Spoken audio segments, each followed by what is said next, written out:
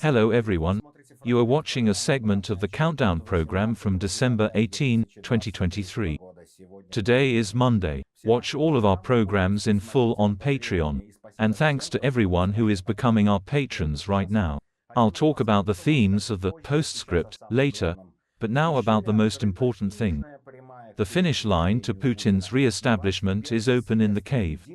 The 21st Congress of United Russia unanimously voted to nominate the dictator for another term. First, Medvedev climbed onto the podium, red as the sunset of an empire.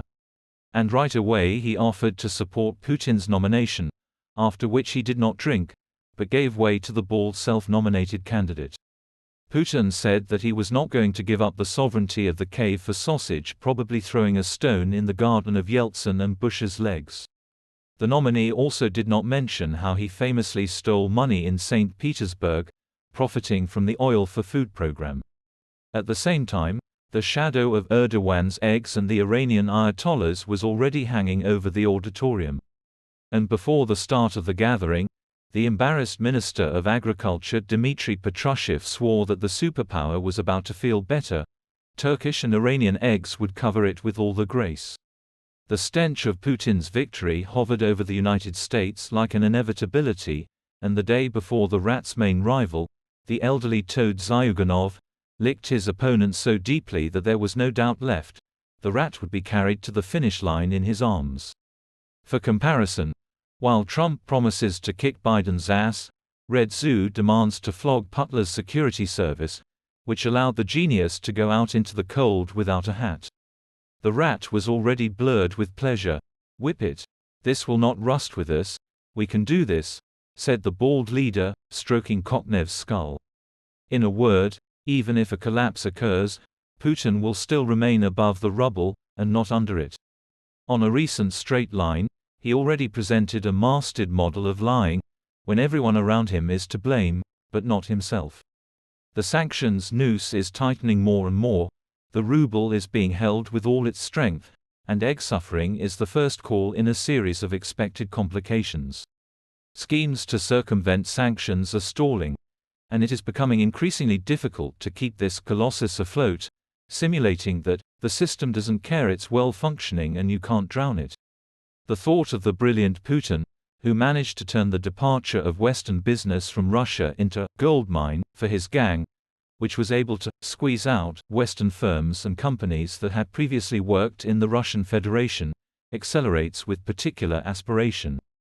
Putin forced companies emerging from the cave to sell their assets for next to nothing. Sometimes he took over companies directly. The gangster paradise covered the accomplices of the bald man. Never since the collapse of the USSR has there been such a large-scale redistribution of wealth on the domestic market. Isolation and brutality were turned into a big glutton. Perhaps the last one, but no one thinks about it. The Kremlin has been captured forever, and if the bandits feel that they are screwed, they will start shooting back to the last. Become our patrons right now and look further in this program.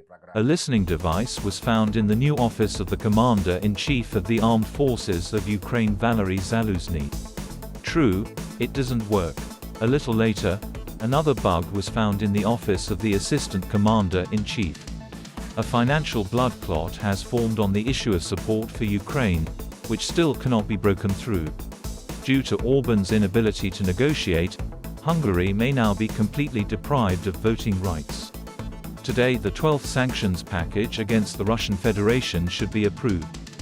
Watch in the program, Postscript. It looks like Mishustin was brought out of disgrace, and he is again going to fly to China for a 2-day visit. The program has not been disclosed, but it is known that his personal meeting with Comrade Xi will take place. Meanwhile, Patrushev Jr. is solving the egg problem, receiving mocking comments from Peskov about the accelerating effect of Putin's direct line.